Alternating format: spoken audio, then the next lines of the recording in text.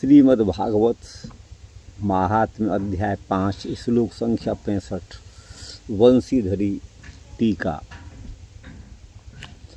भिद्यते हृदय ग्रंथिश्छिद्यन्ते सर्वसंशया क्षीयन्ते चास्य कर्माणि सप्ताह श्रवणे कृते।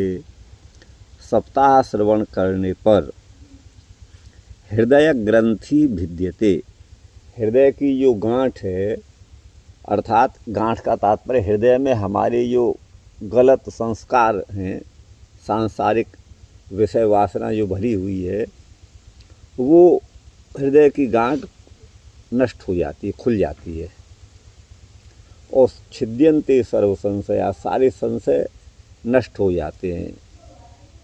और क्षीयन्ते चास्य कर्माणि, और अस्य माने जो भागवत श्रवण सप्ताह श्रवण करता है उसके समग्र कर्म भी क्षय हो जाते हैं, नष्ट हो जाते हैं।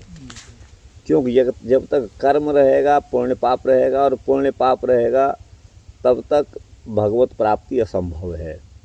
पुण्य और पाप दोनों का अभाव नितांत अपेक्षित है। कर्मों की वासना बिल्कुल शून्य स्थिति पर हो, जहाँ हमारी कोई भी इच्छा नहीं है, कोई कर्म, पुराने कर्म भी नहीं, अब भी कोई, तो वहाँ से मोक्ष का द्वार खुलता है।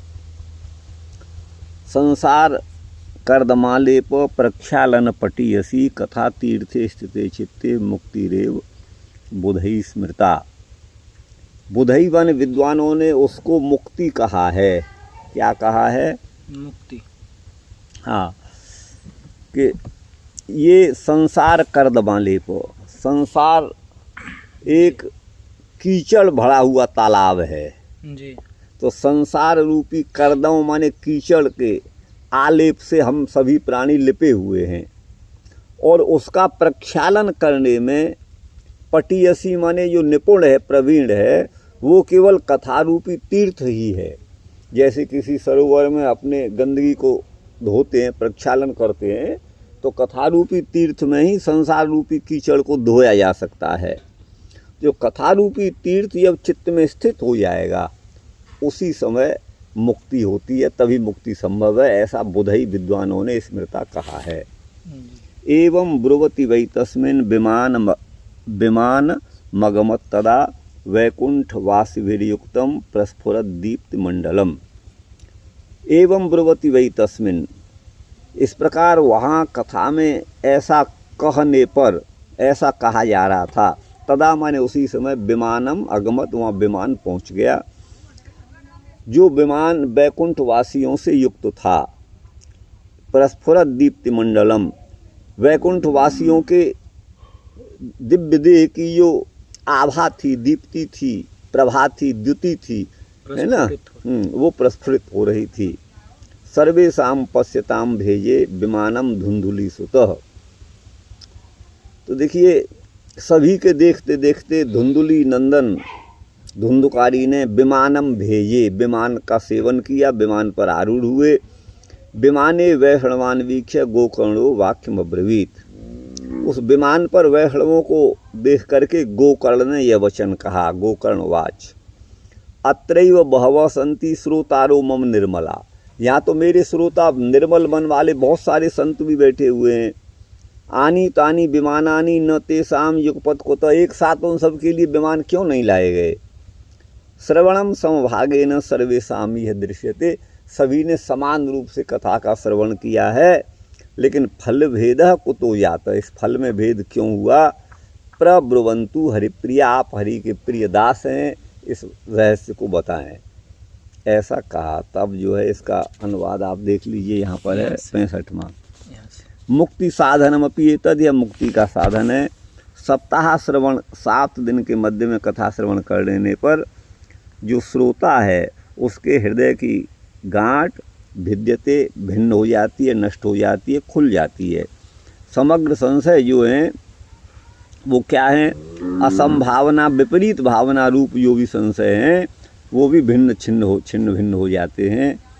कर्माणि माने पूर्व संचित और क्रियमाण, ये दोनों ही प्रकार के कर्म नष्ट हो जाते हैं। न च प्रारब्ध कर्मणस्तु भोगादेव क्षय, ना भुक्तम क्षीयते कर्म कल्प कोटि शतैरपि इत्युक्ते रीति वाच्यम। तो कहते हैं प्रारब्ध जो कर्म होता है वो तो भोग से ही उसका क्षय होता है जी। जैसा कि शास्त्र का वचन है, अभुक्तम कर्म कल्प कोटि शतैरपि न क्षीयते। जो प्रारब्ध कर्म है वो बिना भोगे करोड़ों करोड़ों कल्प बीत जाएं तो भी वह प्रारब्ध नष्ट नहीं होता, उसको तो भोगना ही पड़ता है ना। यह उक्ति है। तो ऐसा नहीं कहना चाहिए, क्यों कि भगवत कथा महिमनो अचिंत्य शक्तित्वात्। अब यहाँ ये कहना चाह रहे हैं, कर्मों को 3 भागों में रखा गया है। प्रारब्ध कर्म, पहले संचित कर्म, प्रारब्ध कर्म और क्रियमाण कर्म। तो प्रारब्ध संचित कर्म तो वो हैं जो पूर्व जन्मों में हमारे द्वारा किए गए हैं और उनके बुरे भले जो भी संस्कार हैं वो बीज रूप में हमारे हृदय में विराजमान है, वो तो संचित कर्म है। और प्रारब्ध कर्म वो होते हैं जिन कर्मों का भोग करने के लिए हमें ये देह मिला है, वो जो है प्रारब्ध कर्म है। और क्रियमाण कर्म वो हैं जो हम वर्तमान में हमारे द्वारा संपादित किए जा रहे हैं। तो कर्मों को 3 कोटि में बांटा है। तो यहाँ कहा कि प्रारब्ध जो है, जो क्रियमाण कर्म है वर्तमान में जो किए जा रहे हैं, और जो है संचित कर्म है वो क्षीयन्ते चास्य कर्माणि का विषय हैं, वो नष्ट हो जाते हैं। और प्रारब्ध कर्म तो भोगना ही पड़ता है, चाहे करोड़ों कल्प बीत जाए, ऐसा शास्त्र का वचन है। लेकिन ये टीकाकार कहते हैं कि ये जो है भागवत की कथा प्रारब्ध कर्मों का भी क्षय कर देती है, क्योंकि भगवान की जो गाथा है उसमें अचिंत्य शक्ति है, वही ये कह रहे हैं। भगवत कथा महिमनो अचिंत्य शक्तित्वात्, ऐसा कह रहे हैं। किंच संसारेति, संसार ही कर्दम माने पंख है, कीचड़ है, उसका आलेप, उससे व्यक्ति जो है माने उससे बिगड़ जाए कीचड़ से, उसका प्रक्षालन अर्थात मल को हटा करके शुद्धिकरण जो है, उसमें अत्यंत पटु क्या है, वो कथारूपी तीर्थ है। कथा ही तीर्थ है जिसमें, ऐसे कथारूपी तीर्थ के चित्त में स्थित होने पर मुक्ति ही होती है, मोक्ष ही होता है, ऐसा बुधई पंडितों ने कहा है। उस समय विमान प्राप्त हुआ। इस प्रकार तस्मिन दिव्य देहधारिणी धुंधकारिणी ब्रुवती, इस प्रकार दिव्य देहधारी धुंधकारी बोल रहे उस समय, उसी समय तत्क्षण ही विमान आ गया। उसकी विशेषता देते हैं कि वो वैकुंठवासी जो भगवान विष्णु के पार्षद हैं उनसे युक्त था। प्रस्फुरत अति प्रकाश साल दीप्तानाम मंडलम, उनके दिव्य देह से दिव्य प्रकाश की आभा निकल रही थी, प्रभा मंडल निकल रहा था, ऐसा वो था। अथवा यदवा प्रस्फुरन्त्यश्च तादीप्तयश्च, प्रकाशित होने वाली जो दीप्ति आभा है वो प्रस्फुरत दीप्ति है उनका मंडल। तदारूढ़म, उस पर आरूढ़ धुंधकारी को देखकर गोकर्ण पूछते हैं, सर्वेशाम, सभी लोगों के देखते देखते, सताम धुंधुली सुत धुंधुल्या पुत्र विमानम भेजे आरोह, केवल धुंधुली नंदन ही विमान पर चढ़े। विमान के ऊपर वैष्णव जो विष्णु के सेवक हैं उनको देखकर गोकर्ण बोले कि यहाँ पर श्रोता तो बहुत से हैं, बहुत से श्रोता विद्यमान हैं, तो एक ही विमान आप क्यों लाए? कथम एकम विमान मानीतम अन्य शाम किमिति, अन्य शाम के लिए कहाँ है विमान? तो जिससे को वो आरोहण नहीं कर सके, चढ़ नहीं सके, ये पूछा है उत्सुकता से। तो उत्तर देते हैं 2 श्लोकों से। अत्र स्थाने मम कथाया श्रोतारो निर्मला शुद्धा बहवो, वो कह रहे हैं मेरे बहुत सारे निर्मल श्रोता हैं, गोकर्ण कह रहे हैं। तो तेसाम अर्थे चतुर्थी अर्थे षष्ठीयम, यहाँ चतुर्थी के अर्थ में षष्ठी है, जो है तेसाम, हाँ ये चतुर्थी होनी चाहिए थी। युगपद एतत् समकालम एवं, इसी के साथ विमानानी कुतः कस्मात् कारणान्नानि तानि, आप विमान क्यों नहीं लाए? ये जो है जो चतुर्थी षष्ठी का वो बात जो हो रहा था, ये क्यों तेसा माने उनके लिए होना चाहिए था। अच्छा। कर्ता ने कर्म को संप्रदान के लिए, उन लोगों के लिए क्यों नहीं विमान लाए? तो यहाँ चतुर्थी होनी चाहिए, जी। लेकिन चतुर्थी न कह करके चतुर्थी के अर्थ में यहाँ षष्ठी का प्रयोग किया गया है। तेभ्य होना श्लोक आप देखिएगा, श्लोक देखिए, ये 69वां श्लोक चाहिए। देखिए। तेभ्य होना चाहिए। हाँ हाँ, ये है ना, तेसाम। ये है ना वही तेसाम के, यह तेभ्य है। तो फिर यहाँ पे तेभ्य सही होना चाहिए या तेसाम? नहीं, अर्थ तो वही निकाला, वही होगा। षष्ठी तो लगभग सबकी जगह पर हो जाती है, अच्छा। शेष में षष्ठी कर देते हैं।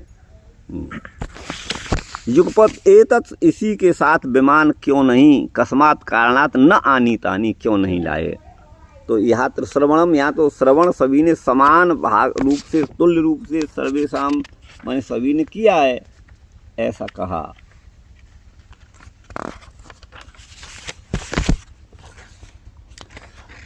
तो ये हम देख रहे हैं, इसमें फलभेद वैषम्य क्यों हुआ है, कस्मात् धेतो जात, किस कारण से फलभेद हुआ। हे हरिप्रिय, हे पार्षदो प्रब्रवंतु, आप बताएं। कारण के भेद से कार्य भेद होता है।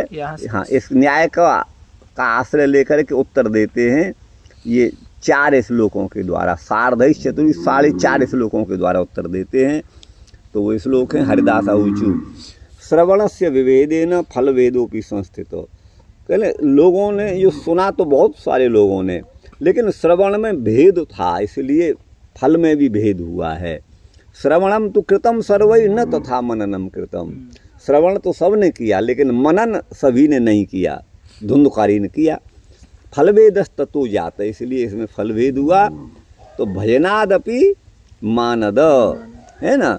तो वो फलभेद जो हुआ वो भजन से भी, अर्थात परमात्मा का निरंतर चिंतन करने से ये फलभेद हुआ है। सप्तरात्रमुपोष्यैव प्रेतेन श्रवणम कृतम। प्रेत ने 7 रात तक, माने 7 दिन तक उपवास करके ये कथा श्रवण की है। मनन आदि तथा तेन स्थिर चित्ते भृशम कृतम भृशम। उन्होंने भृशम माने अत्यंत ही स्थिर चित्त करके मनन आदि किए हैं। अदृढ़म च हतम ज्ञानम प्रमादेन हतम श्रुतम। जो ज्ञान दृढ़ नहीं है वो नष्ट हो जाता है, और प्रमाद पूर्वक सुना हुआ भी नष्ट हो जाता है। यहाँ पे जो मानद, इसका हे मान देने वाले, संबोधन है, उनके लिए संबोधन है। जी, संदिग्धो। हाँ, संदिग्धो ही हतो मंत्रो। अगर मंत्र पर संदेह है तो वो फलीभूत नहीं होता, वो नष्ट हो जाता है। और कोई जप कर रहा है लेकिन चित्त व्यग्र है तो वो जप भी हत नष्ट हो जाता है। जो वैष्णव विहीन देश है वो नष्ट हो जाता, अवैष्णवो हतो देश। और हतम श्राद्धम अपात्रकम, जहाँ पात्र का सम्यक विचार नहीं किया जी। और श्राद्ध में जिस किसी को भोजन करा दिया, वो श्राद्ध भी फलदायी नहीं होता, नष्ट हो जाता है। देखिए, देव पूजा में तो ब्राह्मण की परीक्षा करें या न करें स्वतंत्र हैं, लेकिन श्राद्ध में जो है वो तर्पण आदि में ब्राह्मण की परीक्षा करना आवश्यक है, इसीलिए ये यहाँ पर कहा है। हतम अश्रोत्रिय दानम, जो श्रोत्रिय माने वेद पाठी नहीं है, वेदानुगामी नहीं है, उसको दिया हुआ दान भी नष्ट हो जाता है। और अनाचार के द्वारा, अत्याचार के द्वारा, दुराचार के द्वारा कुल भी हतम नष्ट हो जाता है। विश्वासो गुरुवाक्येषु स्वस्मिन् दीनत्व भावना, गुरु वचनों में विश्वास और स्वयं को दीनहीन मानना, ये आवश्यक है भक्त के लिए। तो ये 4.5 श्लोकों से उन्होंने उत्तर दिया है। और इसका पढ़ लीजिए, तो कहाँ से है। फलभेदस्ततो, हाँ, वह कारण भेद से जो कार्य का भेद है, श्रवण के भेद से फल का भेद हुआ है। सभी ने श्रवण तो किया, परंतु उस प्रकार से मनन माने विचार नहीं किया। तू जो है भेद अर्थ में है। हे मानद, ये संबोधन है। अच्छा, उनके लिए कह रहे हैं, ये पार्षद कह रहे हैं गोकर्ण से, है ना। मानद का मतलब ही संबोधन है। हाँ, हे मान देने वाले, आप हमसे सम्मान पूर्वक बात कर रहे हैं, इसलिए मानद ये अर्थ हो जाएगा।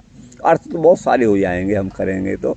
मानद, माँ माने नहीं, नद माने बड़बड़ मत करो ज़्यादा। नद अव्यक्ति शब्द है, हाँ। ये इसका अर्थ ये भी हो जाएगा, लेकिन ये अर्थ नहीं है। अच्छा। मानद का दूसरा अर्थ ये हो जाएगा कि मानम द्यति खंडयति, यह स मानद, मान को नष्ट करने वाला। 2 अवखंडने भी है, जी। और दा धाने, दाना रुदाएं दाने भी है, तो मान देने वाला, मान को नष्ट करने वाला, कई अर्थ हो जाएंगे उस व्याकरण की दृष्टि से, तो उसे आप छोड़िए। आप आगे है, उस कारण से भजन से गुरु रूपी भगवद अनुग्रह पूर्वक भजन करने से फलभेद हुआ है। कहीं कहीं भोजनात् ऐसा भी पाठांतर मिलता है। सप्तरात्रम माने निरंतर अर्थ में ये द्वितीय है ना जी। वो जो अत्यंत कालाध्वनुर अत्यंत संयोग से है, निरंतर संयोग है। उपोष माने उपवास करके ही प्रेत ने श्रवण किया है।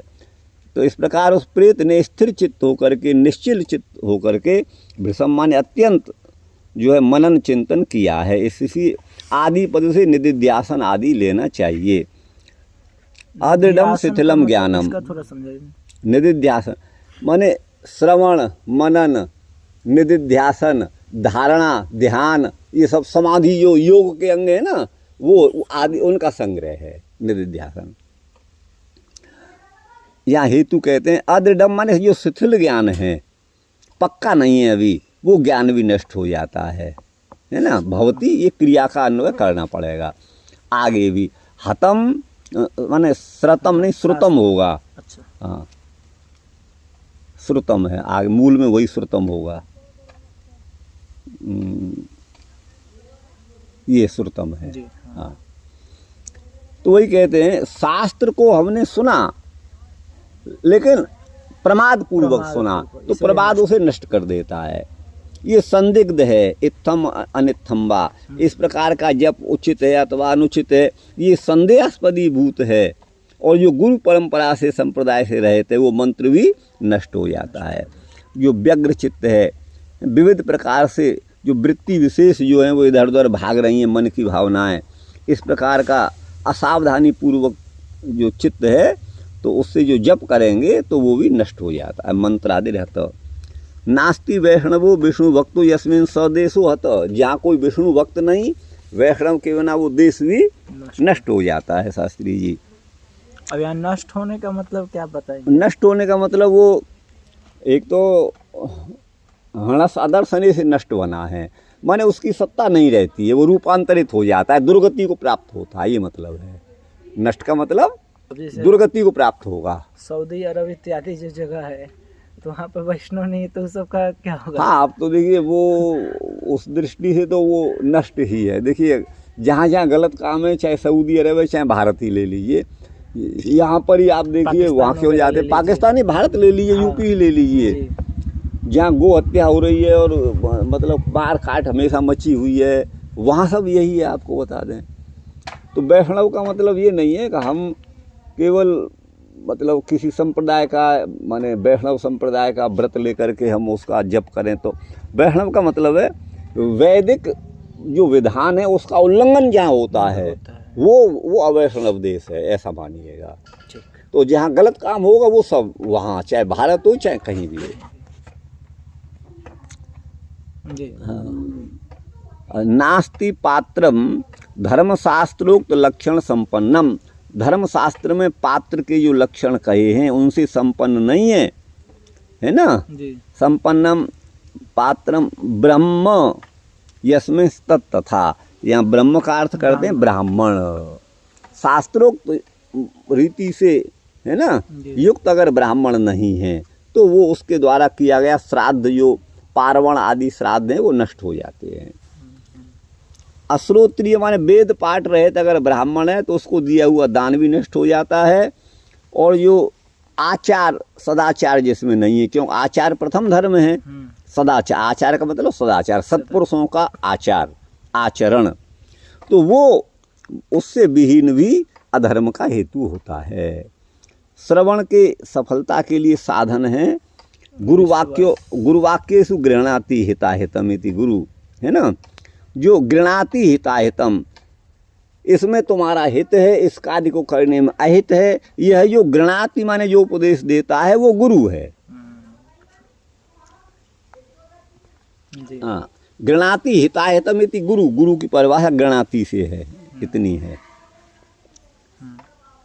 ये है। यदवा गुकारस्तु अंधकार, गु शब्द का अर्थ अंधकार है स्याद रकारस तद विनाशकृत। र का अर्थ है उस अंधकार का नाश करने वाला। अंधकार का विनाशन करने से गुरु इत्यविधीयते, गुरु को गुरु कहा जाता है, ये लक्षण है। तो ये उनके वचनों में विश्वास होना चाहिए। अतएव माने निश्चल बुद्धि होना चाहिए। स्वस्मिन् आत्मनि, अपने प्रति दीनत्व की भावना होना चाहिए। दीनो अहम, मैं दीन हूँ, ऐसा नहीं मैं मेरे बराबर कौन है। यक्षे दास्यामि मोदिष्य इत्यज्ञान विमोहिता, 16वां अध्याय भगवत गीता। ऐसा नहीं होना चाहिए। न तो कौटिल्याहंकाराद भी रौन्नत्यम, है ना, कुटिलता अहंकार आदि के द्वारा उन्नति नहीं होती है। अच्छा, अब है जब पुनः ये हो गया, अब इसको आ जाइए यहाँ से। हाँ, 65। मनोदोष जयश्चैव कथायाम निश्चलामति, मन में होने वाले जो दोष हैं उनको भी जीतना बहुत जरूरी है। और कथा में मति बुद्धि निश्चल हो जाए, अडिग हो जाए। एवं आदिकृतम चेत स्यात् तदा वै श्रवणे फलम, इन सब का पालन करने के साथ साथ यदि कथा श्रवण किया जाता है तब श्रवण का फल फलीभूत होता है। पुनः श्रवान्ते सर्वेषां वैकुंठे वसति ध्रुवम, इस प्रकार जो श्रवण करते हैं उनका वैकुंठ में वास, ध्रुवम माने निश्चित ही होता है। गोकर्ण तब गोविंदो गोलोकम दास्यति स्वयं, हे गोकर्ण ये संबोधन है। उसके बाद जो गोविंद हैं वो जो हैं गोलोक को स्वयं ही दान करते हैं। एवं मुक्ता ययु सर्वे वैकुंठम हरि कीर्तना, ऐसा कहकर जो है हरि का कीर्तन करने वाले वो जो वैष्णव थे वो विमान को लेकर के सभी के सभी वैकुंठ को चले गए। श्रावणे मासी गोकर्ण कथा मूची तथा पुनः, गोकर्ण ने श्रावण के महीने में कथा कही थी। सप्तरात्रवतीम भूय श्रवणम तई कृतम पुनः, पुनः उन्होंने 7 रात माने सप्ताह का श्रवण उन्होंने पुनः किया। और कथा समाप्त तो यज्ञातम श्रूयताम तच्च नारद, कथा के समापन पर जो हुआ हे नारद आप उसे समझिए। ये सनत कुमार आदि कह रहे हैं नारद जी से। क्या हुआ? विमानई स भक्तैश्च हरिराविर्बभूव, विमान और भक्तों के साथ में भगवान का स्वयं प्राकट्य हुआ। जय शब्दो होना चाहिए। जय शब्दा है, बहुवचन है। जय शब्दा नमः शब्दा तत्रासन बहवस्तदा, जय हो है ना, नमस्कार है नमस्कार, इस प्रकार का वहाँ शब्द हुए। 5 ध्वनजन्य ध्वनिम चक्रे हर्षात तत्र स्वयं हरि, प्रसन्नता पूर्वक भगवान ने वहाँ पर 5 जन्य शंख को बजाया, ध्वनि की। गोकर्णम तु समालिंगे अकरोत स्वसदृशम हरि, भगवान ने गोकर्ण का गाढ़ आलिंगन, भुजाओं में भर का आलिंगन किया और अपने समान दिव्य रूप उनको दिया, ऐसा ये कह रहे हैं। पढ़ लीजिए। हाँ, कहाँ पे है? तो देखिए, मनोदोष जय, मन के जो दोष हैं वो काम क्रोध आदि हैं, उनको जीतना ये आवश्यक है। कथा में मति निश्चल मन स्थिर बुद्धि होनी चाहिए। इन साधनों से युक्त है तब तो श्रवण में फल है। सर्वेषां मुक्तिर्मया संपादनीया इति चिंत्यानम प्रत्याहु, है ना, सभी की मुक्ति कर हो जानी चाहिए कथा से, ऐसा चिंतन करने वाले के प्रति कहते हैं। पुनः श्रवस्य भूय कथा श्रवणस्यांते सर्वेषां श्रोतॄणां वैकुंठ लोके ध्रुवम निश्चयेन वसतिर्वास भविष्यति। पुनः शास्त्रीय विधानुसार कथा श्रवण करने के अंत में सभी श्रोताओं की वैकुंठ में निश्चय ही उनको निवास मिलेगा, वास मिलेगा। ये हे गोकर्ण, गोविंद भगवान तुभ्यम माने तुमको स्वयं ही, आत्मनैव माने स्वयं ही गोलोक को दास्यति प्रदान करेंगे। पार्षद जो हैं सभी वैकुंठ चले गए। इत्थम माने इस प्रकार वे सभी हरि कीर्तन करते हुए जो पार्षद थे वैकुंठ को, विष्णु भवन को चले गए। पुनः श्रवान्ते सर्वेषां वैकुंठे वसतिर् ध्रुवम, माने श्रवण के अंत में पुनः सबके वैकुंठ में वास होगा, ये विष्णु पार्षदों ने कहा था। तो श्रावण मास में गोकर्ण ने पुनः जो है कथा को कहा। आषाढ़े धेनुज पूर्वम वाच धुंधुकारिणे, धुंधुकारी को जो कथा कही थी वो आषाढ़ मास में कही थी। और श्रावणे सर्व मुक्त्यर्थम, है ना, आश्विने तुद्धवाय च, श्रावण में सभी की मुक्ति के लिए गोकर्ण ने कथा कही थी। और आश्विन मास में माने क्वार के महीने में उद्धव के लिए कथा कही थी। मैत्रेय आह सौम्य च माघे भक्त जना दधु, और मैत्रेय जी ने सौम्य में है ना। जी। और माघ मास में भी भक्तजनों ने के लिए कही थी। ततः प्रवृत्ति सर्वेषु मासेषु श्रवण मतम, उसके बाद अन्य सभी मासों में भी श्रवण माना गया है। प्रत्यहम शृणुयाद्यो वै तस्य मुक्तिश्च निश्चयात्, जो प्रतिदिन कथा को सुनता है उसकी मुक्ति निश्चय होती है। नात्र मासादि नियम सर्वदा श्रवणम मतम, कोई नियम नहीं है कभी भी आप। पुनः श्रवणात्ते कृतार्था, पुनः श्रवण से सभी कृतार्थ हो गए। सप्तरात्रवतीम सप्तानाम रात्रिनाम समाहार सप्तरात्रम, 7 रात्रियों का समूह ये सप्तरात्र कहलाता है। तद विद्यते यस्याम, वो है 7 रात्रियों का समूह है जिसमें उनमें कथा को सुना। ताम कथा में थी, ये पूर्व से अन्वय है। भूय माने पुनः उन श्रोताओं ने श्रवण किया।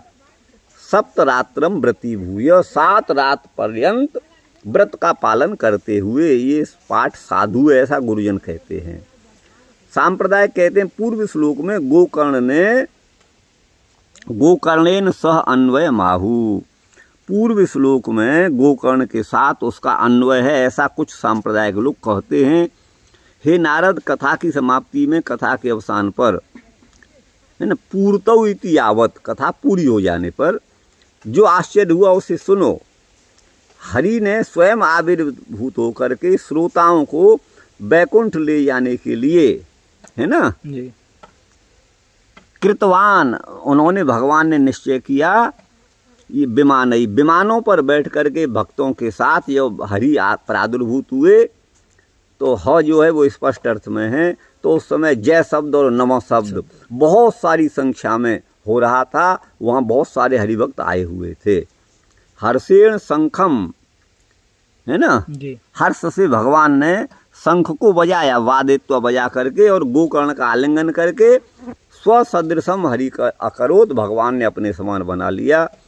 समुद्रचारी यह पूर्वमासीत पंचजनु असुरः गुरो सुतस्य आनयने समुद्र वचनाधरी हत्वा तदुदरे बालम अपश्यन, है न, यममागतम तदंग प्रभवम शंखम नामतः पांचजन्यकम दधमौ भीतो यमम प्राप्य गुरुपुत्र मथा दधात। ये जो है भागवत जी के श्लोक हैं, या गुरुपुत्र को भगवान लाए थे संदीपनी के पुत्रों को, वहाँ की कथा है ये। तो वही यहाँ पर कह रहे हैं, समुद्रचारी जो पंचजन नाम का असुर था जी, उसका नाम था पंचजन जी। हाँ। वह असुर जो है समुद्र में रहने वाला था पूर्व में।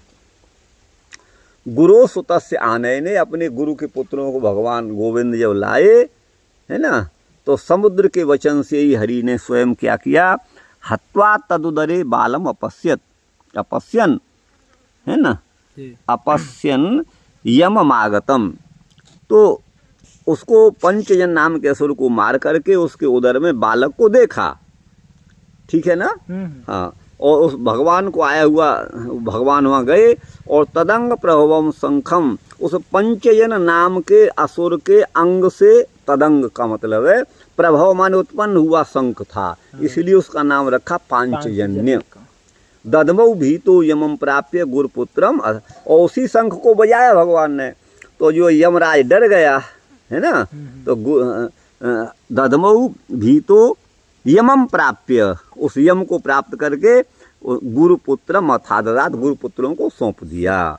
तो ये पुराणांतर में भी प्रसिद्ध है, कहीं दूसरे पुराण में ये है। जी जी। गुरु जी, तो यहाँ पर अभी यहाँ पे हरि कह रहे हैं, तो कृष्ण भगवान लाए थे ना। हाँ, वही कृष्ण। तो फिर यहाँ हरि अलग है, कृष्ण अलग है? नहीं, एक ही बात है, चाहे विष्णु कहें, चाहे कृष्ण कहें, चाहे गोविंद कहें, चाहे नारायण कहें, वो एक ही हैं, हरि भी वही हैं।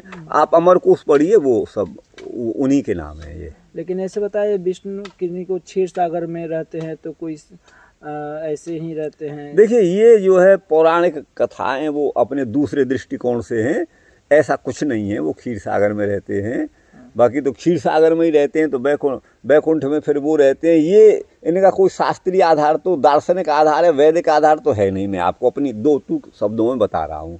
यद्यपि मैं जो बोल रहा हूँ वैष्णवों को सहमत उससे नहीं होंगे, वो तो अलग से लोग मानते हैं। और ऐसा मानने पर तो क्या होगा कि राम जी का साकेत अलग होगा, वो भी ब्रह्म है। कृष्ण जी का गोलोक अलग होगा, वो भी ब्रह्म है। फिर भगवान शिव का एक अलग लोक है, वो भी ब्रह्म है। आप गोपाल सहस्र नाम पढ़िए, वहाँ भी शिव का नाम है। विष्णु सहस्र नाम महाभारत में, वहाँ भी शिव का नाम है। उनको शिव भी कहा है भगवान कृष्ण को, आप ध्यान दीजिए। उधर गोपाल सहस्र नाम में भी शिव कहा है। तो अब ये तो एक हो गए। अच्छा, आप लौकिक व्यवहार में आप देखिएगा, आप जाइएगा उड़ीसा में तो जगन्नाथ जी का मंदिर है। जगत का नाथ, जगत माने विश्व, विश्व के नाथ माने स्वामी कौन? वहाँ श्री कृष्ण हैं और वो बलभद्र हैं, यही तो है, सुभद्रा हैं। तो श्री कृष्ण के लिए जगन्नाथ शब्द का प्रयोग है। लेकिन आप जाइएगा वाराणसी में तो वहाँ कौन है? विश्वनाथ हैं। विश्व के नाथ माने जगत के नाथ। तो जो विश्वनाथ हैं वही तो जगन्नाथ हैं। जगत का अर्थ, जो जगत है वही तो विश्व है, जो विश्व वही तो जगत है, और नाथ दोनों में समान है। तो ये एक ही सत्ता है और वही शक्ति ब्रह्मा रूप से इसका सृजन करती है और विष्णु रूप से वही शक्ति पालन करती है और रुद्र रूप में वही शक्ति इस जगत का संहार करती है। वो एक ही शक्ति है, उसके ये भेद हैं। लेकिन उपासना की दृष्टि से जो है यहाँ पर भगवान जो विष्णु हैं वो सबके आराध्य हैं। भगवान विष्णु ही कृष्ण हैं, कृष्ण ही विष्णु हैं। आप देखिएगा अमरकोश को, जो बड़ा प्रामाणिक ग्रंथ है, वहाँ विष्णु नारायण हरि गोविंद ये सब नाम वहाँ पर दिए हुए हैं भगवान के। तो ये उसको प्रमाण मान करके उसको आप भेद मत मानिए। और ये जो क्षीर सागर कहा गया है वो तो वहाँ रहते हैं, वो दूसरे उससे कहा गया है, वो कोई अलग हो, वो कोई अलग हो। तो भगवान की जो है केंद्र कई भगवान हो जाएंगे फिर इस तरह से। और फिर जो कहा है कि जन्माद्यस्य यत, अभी मैं शांकर भाष्य पढ़ रहा था इन्हीं का, तो इस जगत की उत्पत्ति जिससे होती है, जो कारण है वो ब्रह्म है। तो ब्रह्म को फिर आप राम रूप में मानेंगे तो वो साकेत में रहता है, वो गोलोक में नहीं रहते हैं। और कृष्ण गोलोक में रहते हैं, वो साकेत में। तो ये सब भेद हो जाएगा। आपको बता दो, इनका कोई भी दार्शनिक और वैदिक आधार मैंने नहीं देखा। और ये अपने आचार्यों की जो भी उनकी पहुँच है, उन्होंने जो अपना समझा वो उन्होंने लिखा। और इसका कोई वैदिक आधार हमें मिले तो हमको भी आप दिखाइएगा। और जैसे निकुंज की जो चर्चा है, हाँ, जैसे हम लोग, हाँ, ये सब उसी तरह से अपनी भावना के अनुसार है। वेद में है इसका नहीं, कोई मतलब नहीं है। ये सब कोई वहाँ चर्चा इस तरह की नहीं है, कोई चर्चा इस तरह की वहाँ नहीं है। वेद में भी नहीं है, उपनिषद में भी नहीं है। तो जैसे और ये, हाँ, निम्बार्क संप्रदाय में जो हमारे आचार्यगण हुए, जी जी जी, हरिव्यास देवाचार्य, हाँ हाँ हाँ, तो उन्होंने उनके शिष्य वही उन्हीं के द्वारा दिया गया महावाणी ग्रंथ। हाँ हाँ हाँ। तो फिर उसका क्या? नहीं, वो वैदिक परंपरा का निर्वहन नहीं करता। तो उसमें जो मतलब कि सिद्धांत सुख में बहुत सारे वर्णन है। हाँ हाँ, वो तो खैर मैंने तंत्र को मंत्र करके ऐसा है। अभी क्या महावाणी जी में दिखा रहा हूँ। हाँ हाँ, उसे पीछे देख लेंगे, इसको कर लें, फिर उस पर चर्चा बाद में हो जाएगी। तो उस सब को क्या मानेंगे? उसमें जो बताया, देखिए, जो वेदानुकूल है वो तो सब ठीक है, और जो वेदानुकूल नहीं है वो सर्वमान्य नहीं होगा। वो किंचित जनमान्य हो सकता है, वो सर्वजनमान्य नहीं होगा। आपको बता दें, अब यूँ तो भाई देखिए, राम जी का आप कहेंगे कि फिर तो राम जी की सत्ता बड़ी कि कृष्ण जी की सत्ता बड़ी, ये बड़ा पछड़ा पड़ जाएगा हमारे धर्म में। और फिर अलग अलग भगवान हो जाएंगे। अब जब राम जी सृष्टि करना चाहेंगे तो मन आ गया तो कृष्ण संहार करने लगे, तो ये जो है मामला बड़ा बिगड़ जाएगा। आपको बता दूं, ये संभव नहीं है।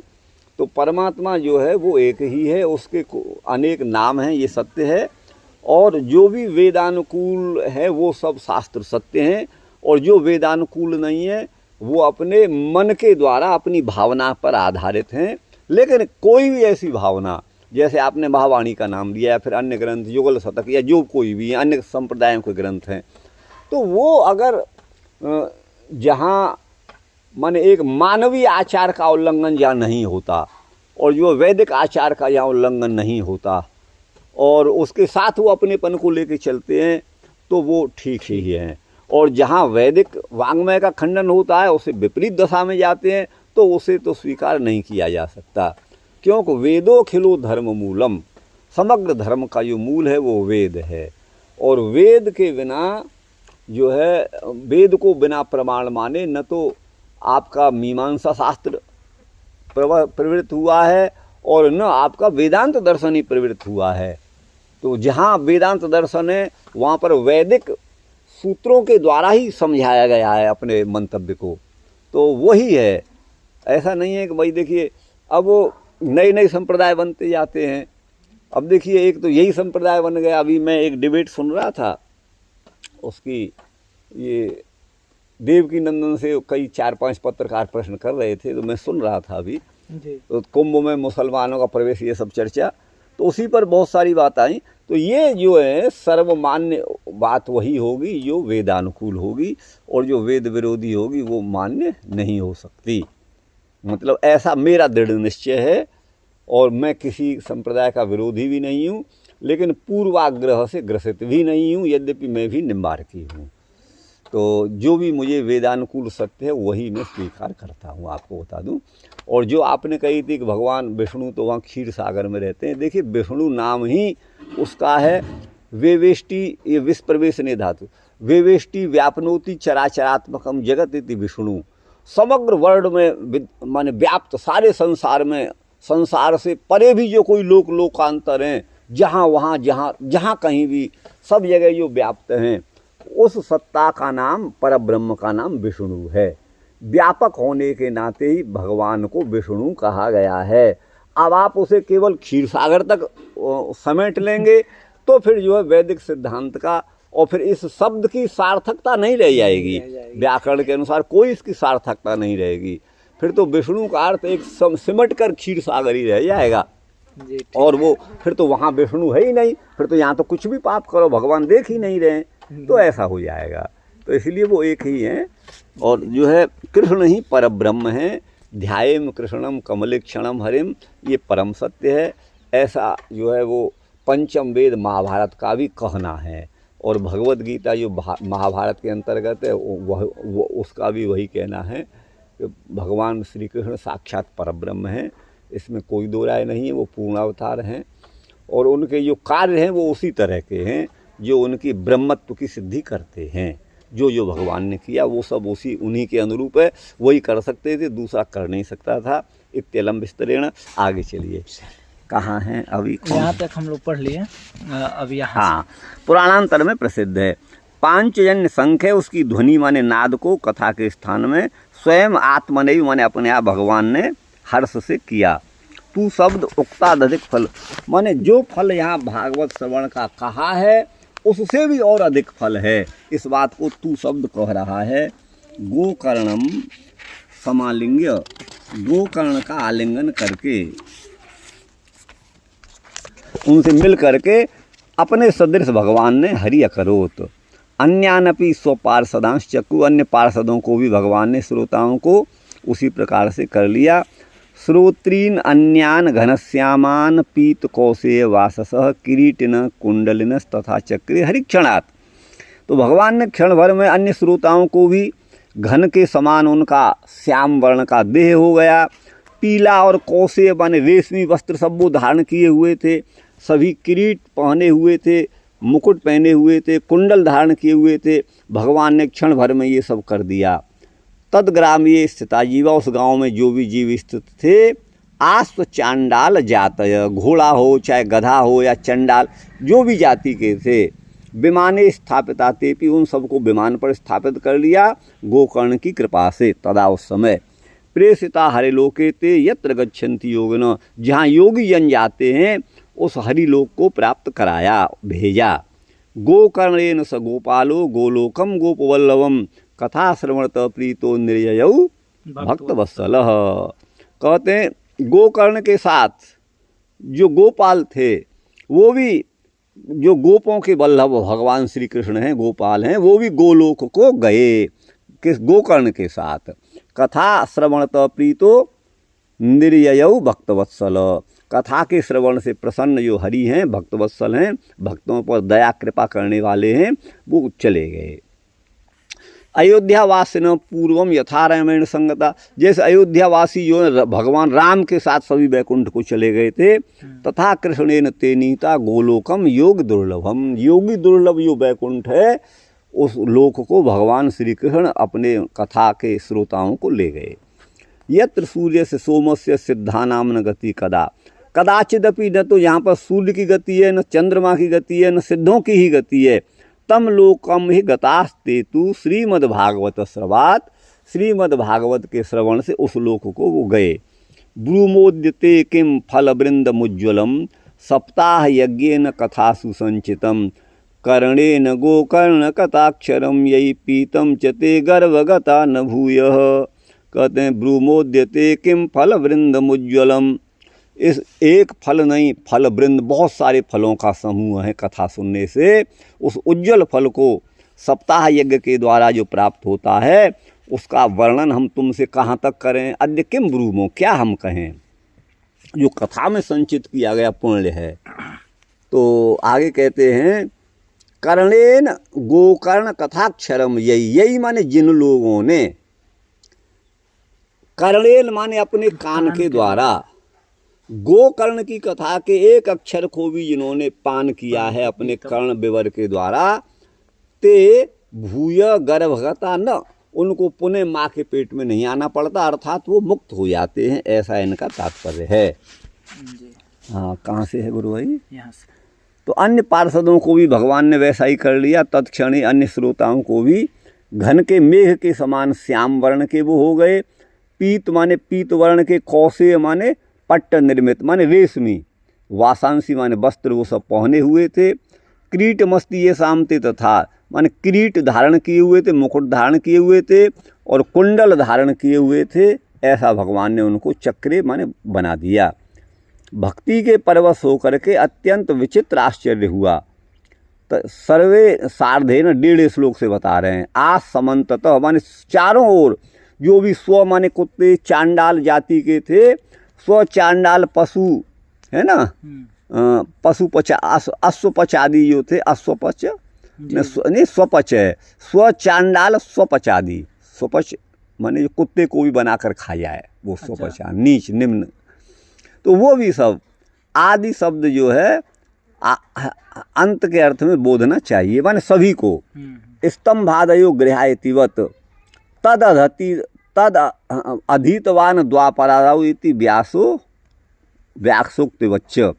व्यास की उक्ति के समान द्वापर के आदि में पढ़ा था, ये भागवत को पढ़ा था द्वापर के आदि में, वही ये है।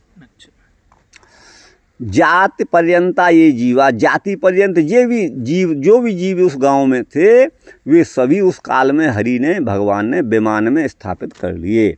किस हेतु से? तो बोले गोकर्ण की कृपा से। जहाँ योग बल के द्वारा योगी जन जाते हैं उस हरिलोक में, बैकुंठ में, वे सभी को प्रेषित माने प्रस्थापित कर दिया गोकर्ण ने। गोकर्ण के लिए गोलोकम दत्तवान, भगवान ने गोलोक दिया गोकर्ण के लिए। गोकर्ण सह गोपाल गाम पालयति इति गोपाल, जो गायों का पालन करता है वो गोपाल है। और गो नाम इंद्रियों का है, जो इंद्रियों का विजेता है उसको भी गोपाल कह देते हैं। और गो नाम पृथ्वी का भी है, गो नाम वाणी का भी, बहुत सारे अर्थ हैं। तो भगवान जो गोपाल हैं, जो आप दूसरा अर्थ करते हैं गाम माने वाणी, तो वेद लक्षणा वाणी का पालन करने वाले गोपाल हैं। कथा श्रवण से, कथा के श्रवण से प्रीत मन प्रसन्न होकर के गोकर्ण के साथ गोप वल्लभ जो है ना, गोपांगानाम गोपांगाम, ये क्या है? गोपा गाम प्रियम माने जो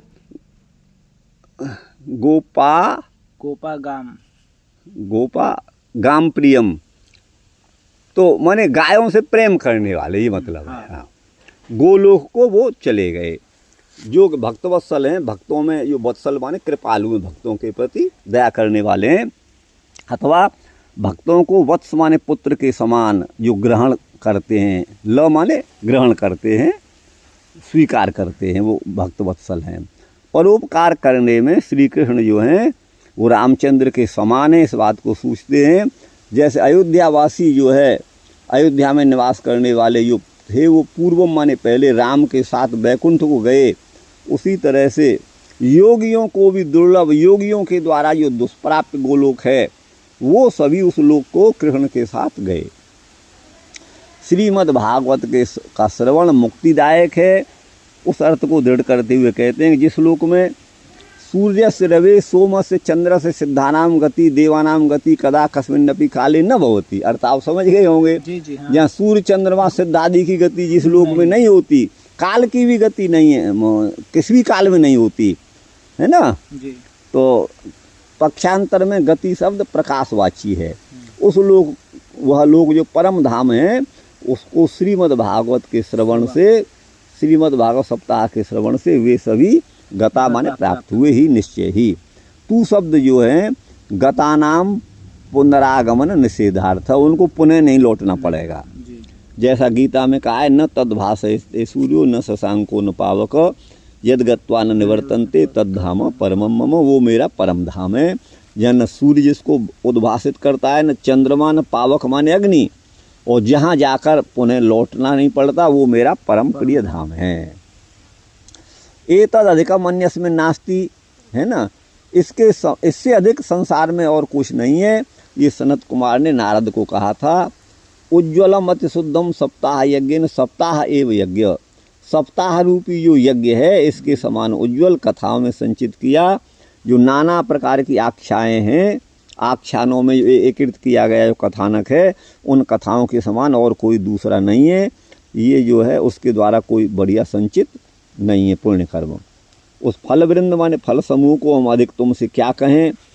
कर्ण माने श्रोत्र के द्वारा दक्षिणस्यैव कर्णस्य प्राधान्याद एकत्वम, कथा सुनने में दाहिने कान का ही प्राधान्य रहता है, इसलिए कर्णेन एक कान कहा, कर्णाभ्याम नहीं कहा, दो कान नहीं कहा, ये मतलब है दक्षिण कान से। ऐसा गुरुजन कहते हैं। अथवा जाति के अभिप्राय से तो एक वचन कह दिया तो उससे दोनों कानों का ग्रहण हो गया। हाँ, गोकर्ण कथाक्षरम गोकर्णेन निरुक्ता, या गोकर्ण कथा, गोकर्ण के द्वारा कही गई जो कथा है उसके अक्षर को, एक पद मात्र को भी लक्षणावृत्ति से अक्षर शब्द पद मात्र का वाचक है, माने एक एक पद को जो सुना। तत्कथायाम तो वेदार्थ श्लोके श्लोके पदे पदे, उस कथा भगवत कथा में प्रत्येक श्लोक में और प्रत्येक पद में, है ना, वेद का ही अर्थ है। यही पुंभी पीत आदरेण श्रुत, जिन पुरुषों ने आदर से सुना है वे पुरुष भूय माने पुनः गर्भगत अर्थात जन्म के भागी नहीं होते हैं, अर्थात मुक्त हो जाते हैं। ऋते ज्ञानान्न मुक्ति इति वेदांत डिंडिमु भग्न, इसलिए वेदांत का जो उद्घोष है कि ऋते ज्ञानान्न मुक्ति, ज्ञान के बिना मुक्ति नहीं होती, ये वेदांत का जो डिंडिम घोष है वो जो है खंडित हो जाता है, ऐसा कहते हैं। लेकिन जो है इसका खंडन इन्होंने ज़्यादा भक्ति भाव में किया है, बाकी तो ये खंडन करने योग्य तो नहीं है। ये तो सत्य है कि बिना ज्ञान के मुक्ति नहीं होती है। तो भागवत से भी तो ज्ञान होगा तभी तो मुक्ति होगी। हाँ, तो लेकिन फिर ये क्यों कहा, ये तो जरूरत नहीं थी। हाँ, लेकिन एक अपने भाव में इसी को कैमुतिक न्याय से दृढ़ करते हैं।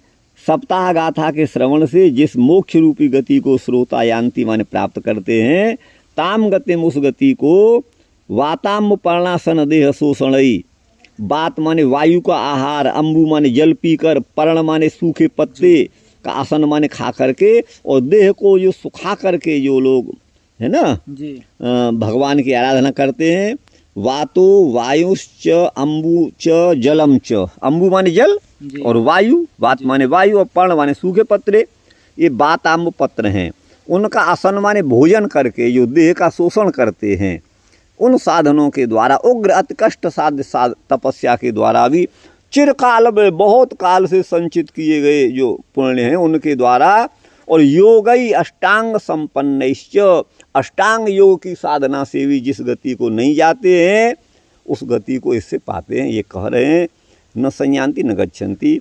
प्रकरणार्थ उपसंहार यहाँ पर करते हैं शास्त्री जी, यहाँ से पढ़ा। हाँ, बाताम पर्णासन देह शोषणस्तपो विरुग्रैश्चिरकाल संचितै योगैश्च संयान्ति न तांगतिम वै सप्ताह गाथा श्रवणे न यान्तियाम।